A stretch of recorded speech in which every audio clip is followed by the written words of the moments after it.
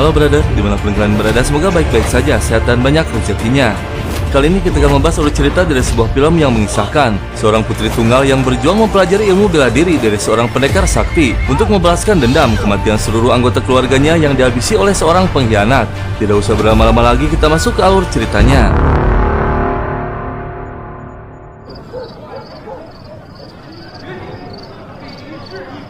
Kisah berawal pada masa kerajaan dinasti Song Selatan. Saudagar laut kediaman Lin An telah bertahun-tahun berbisnis dan berhasil mengumpulkan kekayaan berlimpah. Rou Hua, putri tunggal keluarga Mei, tumbuh dengan baik dan berkecukupan sejak kecil. Hingga saat usianya 10 tahun, keluarga Mei dirampok oleh seorang pengkhianat bernama Qiu Yunhai dan Rou Hua pun dijual. Suatu hari, Rou Hua diperintahkan untuk melayani tamu. Saat masuk ke dalam ruangan, terlihat Qiu dan adiknya bernama Qiuxi sedang menunggu kedatangannya. Qiuxi membuka penutup mata yang dipakai Rou Hua dan Qiu pun sempat terkejut karena mereka akhirnya bertemu kembali setelah 10 tahun. Rou Hua sangat mengenali Qiu dan menatapnya dengan penuh amarah. Qiu menghinanya dan keluar dari ruangan, menyerahkan Rou Hua kepada salah satu anak buahnya.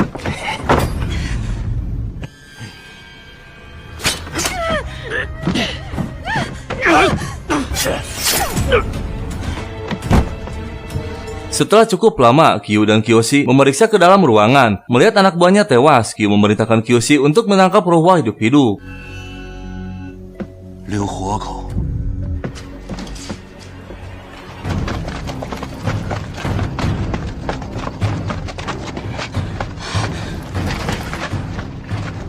抓住他！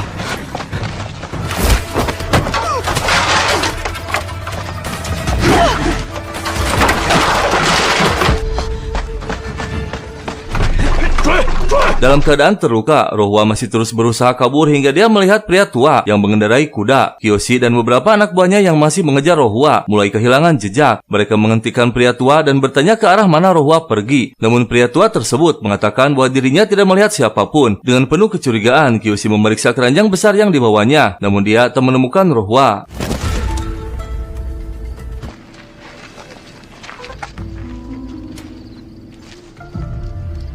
Setelah memasuki hutan, pria tua menghentikan kudanya dan Rou Hua pun keluar dari persembunyian. Rou Hua berterima kasih karena telah diselamatkan. Tanpa mengatakan apapun, pria tua tersebut pergi melanjutkan perjalanannya. Tak lama, Rou Hua memasuki sebuah gudang dan beristirahat. Namun Qiuxi berhasil menemukan tempat tersebut dan mencari keberadaan Rou Hua.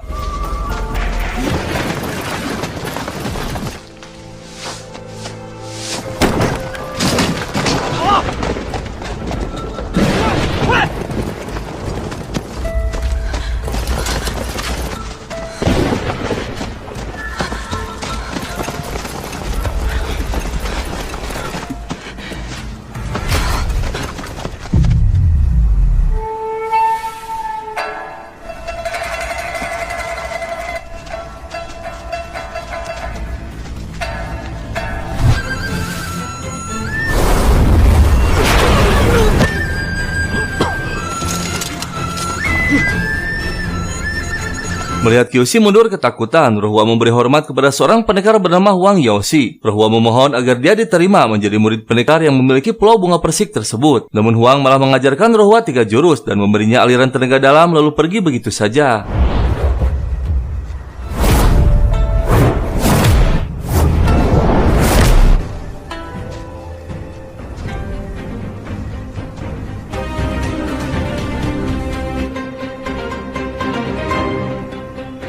Keesokan paginya, Rou Hua kembali ke gedung Qun Peng dan disambut dengan perlakuan kasar bosnya. Namun Rou Hua melawannya dan memanggil Qiu.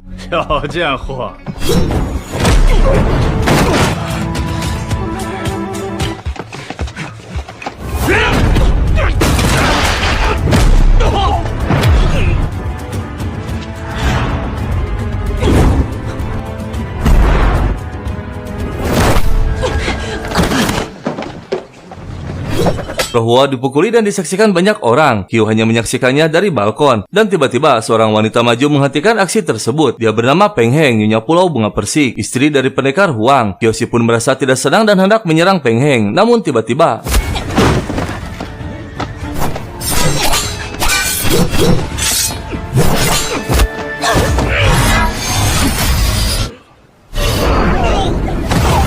Huang tiba-tiba muncul dan menyelamatkan ketiga wanita tersebut. Dia lalu mengajak istri dan muridnya Honggu untuk segera pergi. Namun tanpa persetujuan Huang, Peng Heng mengajak roh Hua untuk ikut bersama mereka. Sampai di kediamannya, roh Hua menghampiri Huang dan meminta kembali agar ia diterima sebagai muridnya. Roh Hua mengatakan bahwa dia ingin belajar ilmu bela diri agar bisa membalaskan dendam atas kematian keluarganya. Namun Huang tidak menerimanya dan menyuruh roh Hua pergi secara baik-baik. 我很同情你，众生皆苦，但是我不能收你为徒，你走吧。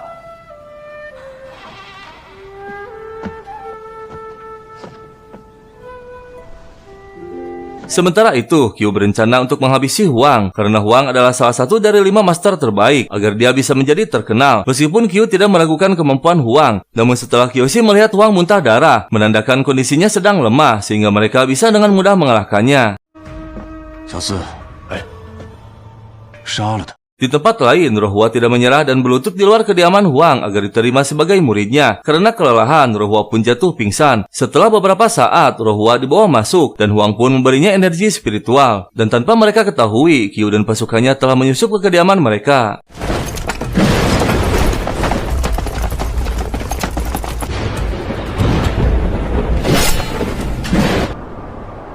他现在不足为惧。黄药师，出来！你现在需要好好休息。动，药师刚刚为你输送真气。给我出来！没事。裴若华，邱云海。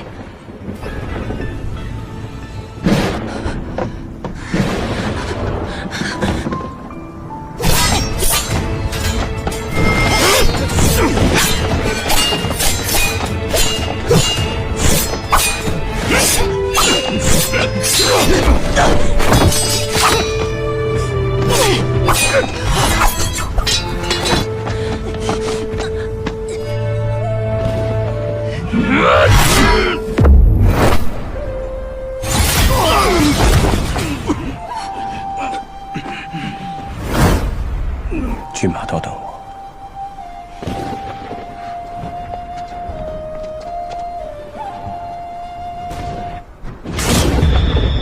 是啊，黄药师，要他命！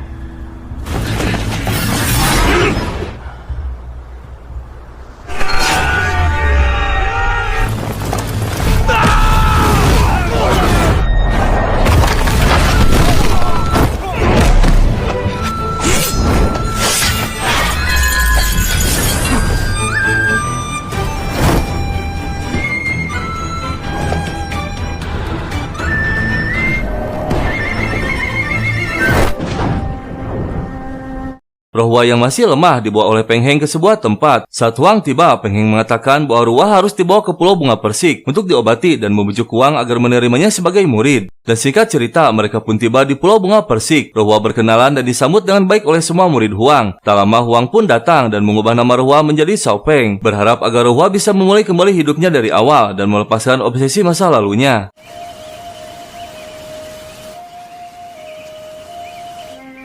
梅超风吧，你就叫。 请受徒弟梅超风一拜。 Setiap hari, Xiao Peng mempelajari ilmu bela diri di Pulau Bunga Persik, dan dengan cepat dia menguasai jurus dasar telapak air biru.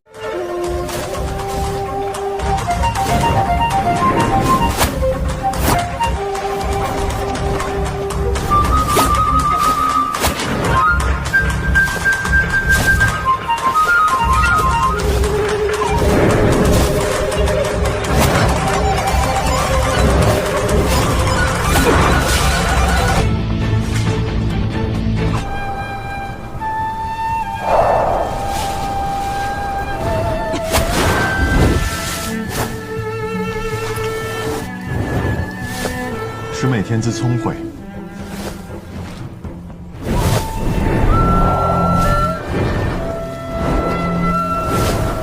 比我当初的功夫。Suatu hari, Cao Peng dan murid lain sedang membicarakan Peng Heng yang semakin melemah akibat racun dingin yang ada di tubuhnya. Tak lama, Mian Peng membawa surat dari seorang pendekar sakti bernama Ouyang Peng yang pernah bertarung dengan Huang di Gunung Hua. Dalam surat tersebut, Ouyang Peng mengatakan bahwa dia menemukan sebuah metode untuk menyembuhkan racun dalam tubuh Peng Heng, yaitu dengan bunga rabuk. Namun bunga tersebut sangat langka yang tumbuh di kawah gunung berapi di Pulau Liubo, selatan timur laut. Semua murid pun memutuskan untuk pergi ke pulau tersebut tanpa memberitahu Huang. 然此花世间罕见之花，克制丹毒，在东海之南，流波岛攀长于火山口。 Setibanya di Pulau Liubo, mereka menemui ketua pulau bernama King Yi dan menjelaskan maksud kedatangannya. King Yi menjelaskan bahwa sari bunga rabuk bisa diambil saat bunga tersebut sedang mekar 2 hari lagi, hingga King Yi menyiapkan tempat dan makanan untuk mereka menetap sementara waktu. Namun Cao Peng dan Xuan Peng menaruh kecurigaan akan sikap King Yi. Mereka berdua sempat melihat anak kecil yang dijadikan budak sedang disakiti oleh muridnya bernama King Hong dan King Peng karena berusaha kabur.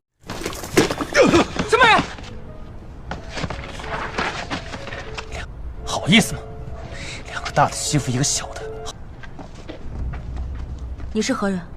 我叫风波风，谢谢哥哥姐姐。 Seorang budak bernama Mo Peng tersebut menceritakan bahwa seluruh keluarganya dipaksa menjadi budak King Yi hingga mereka tewas sebagai manusia obat. Mo Peng memberitahu bahwa saat ini ketiga saudara Cao Peng telah ditangkap untuk dijadikan manusia obat. Ternyata King Yi telah menyimpan racun tanaman merambat iblis di ruang tempat mereka makan sehingga dapat membius ketiga murid Huang.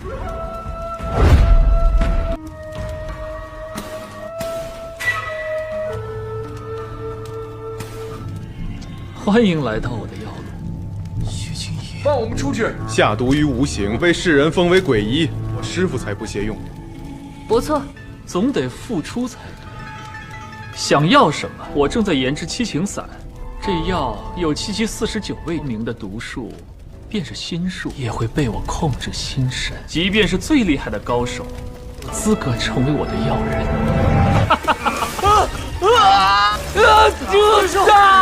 我已经好久没有控制，我会制出，终有一天皆臣服于我。我要让当世无人。 Sementara itu, Mo Peng menjelaskan bahwa gubuk obat hanya bisa dimasuki oleh King Yi dan kedua muridnya. Cao Peng dan Xuan Peng pun mengatur rencana untuk bisa menyelamatkan saudara mereka. Dan setelah beberapa lama, Xuan Peng mulai menjalankan rencananya. 薛青怡还看中什么地方？除了药炉，那边是丹房，炼丹。那里还藏着他最宝贵的药材和药方。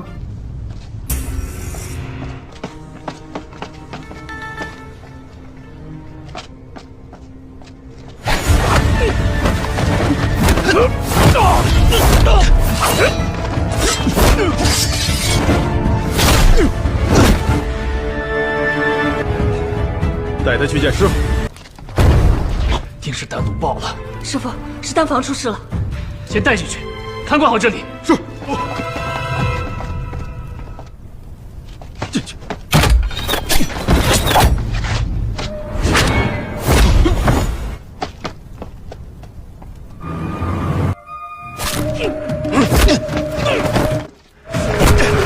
Setelah berhasil kabur, Xuan Peng bertemu dengan Cao Peng yang melaporkan bahwa dirinya telah meledakkan ruang pemurnian pil sesuai rencana. Mereka bergegas ke gubuk obat untuk menyelamatkan saudaranya saat King Yi sedang mengurus ruang pemurnian pil. Untuk melawan King Yi, mereka berlima berencana membawa senjata pertarungan jarak dekat. Hingga tak lama,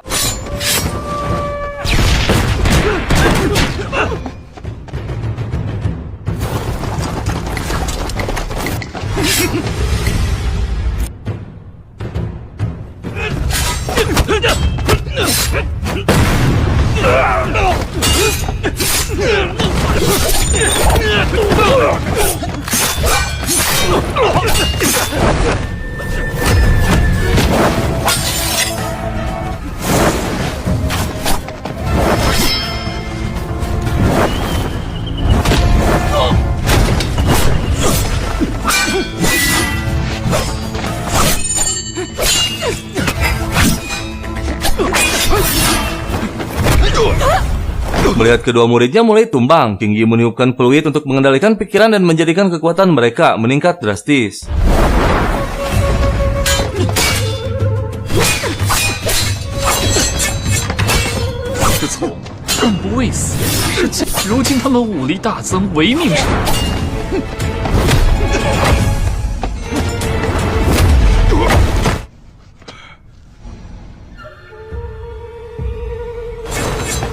薛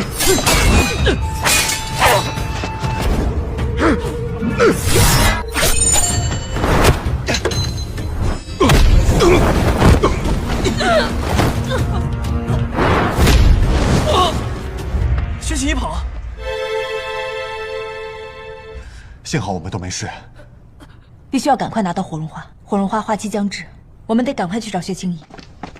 Mereka berhasil menemukan bunga rabuk yang akan mekar di sebuah ruangan yang terkunci. King Yi yang juga berada dalam ruangan tersebut mengatakan bahwa mereka tidak bisa masuk karena pintu dan gemboknya ditempa oleh seorang pendekar yang telah tewas bernama Peng Asan. Selain King Yi, Peng Asanlah yang mempunyai kunci gembok tersebut. Tak lama ruangan tersebut bergetar menandakan bunga rabuk akan segera mekar.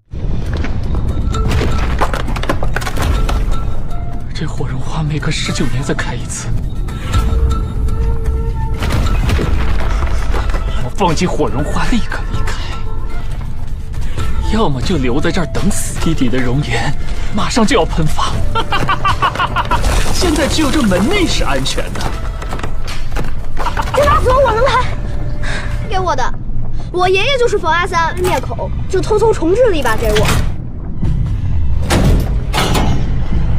这火绒花是我的。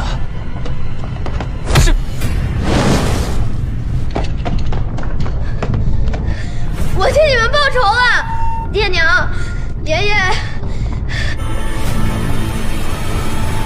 这火山要爆发了！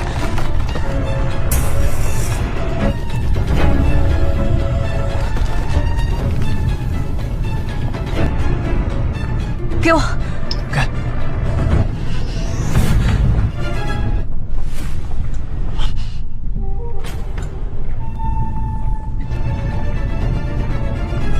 走，快！ Setibanya di Pulau Persik, Huang mengumpulkan semua muridnya yang diam-diam pergi ke Pulau Liubo. Sementara Peng Heng segera meminum sari bunga rabuk yang berhasil mereka dapatkan. Cao Peng mengenalkan Mo Peng yang membantu perjalanan mereka di Pulau Liubo. Tak lama Honggu mengabarkan bahwa Peng Heng telah sembuh dari sakitnya. 还跪着干嘛？都起来吧。师傅是不是原谅我们了？就这样把我们扔下不管了？师了，师弟，师弟，真的收我为徒了！真的，我收你为徒了，你是我的六师弟了。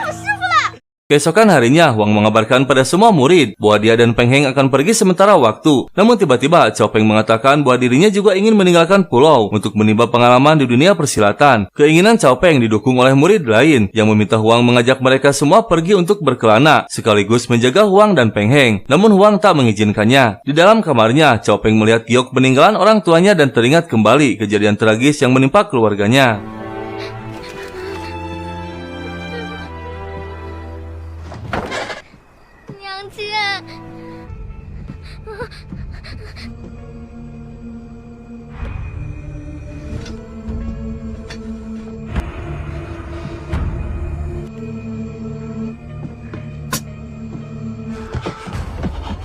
浪费我这么多年对你的信任，老子杀了你！父亲，你这个败儿！娘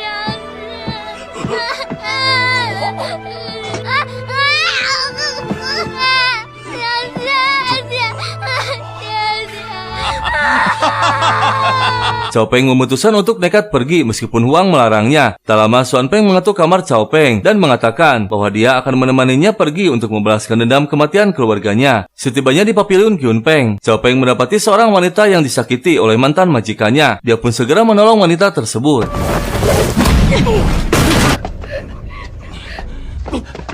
依然以折磨女子为乐，有不是留着！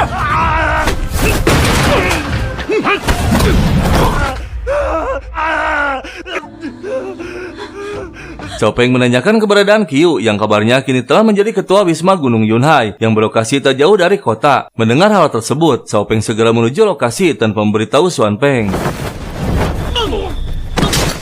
邱云海，你给我！你还没死？我怎敢死？没亲手杀了。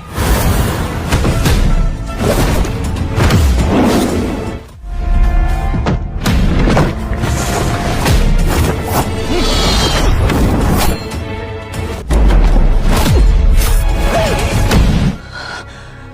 之毒，看看你的掌心。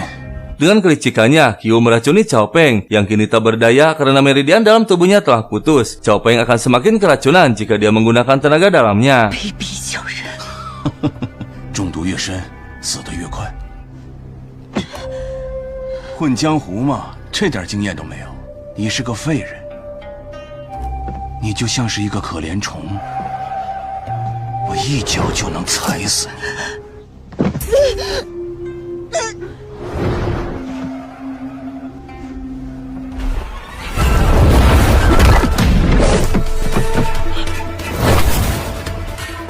追，必须斩草除根，没家的人。是。Xuan Peng dengan cepat berhasil membawa Cao Peng ke sebuah gudang dan memasukkan Pilio ke-9 bunga ke dalam mulut Cao Peng. Hingga tak lama dia pun tersadar. Cao Peng memberitahu bahwa Qiu telah memutuskan meridian di tubuhnya. Karena kemampuan medis Xuan Peng terbatas, dia membawa Cao Peng kembali ke Pulau Bunga Persik untuk meminta bantuan Huang. 师妹，你别怕，你怕连累我，自己孤身犯险，师傅一定有办法。 Sementara itu, Huang dan istrinya sedang menuju Guizhou. Dalam perjalanan, mereka bertemu adik seperguruan Wang Chongyang bernama Zhou Butong yang sedang berkelahi dengan para perampok.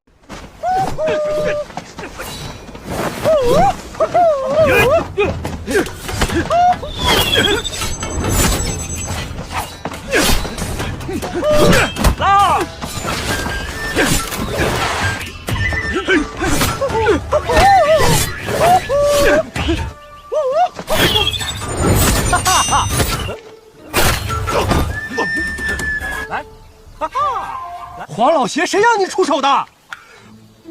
我怎么好意思让他们叫我爷爷？我如果靠你出手，我才赢了他们。喜欢出手，那咱们俩先打一架。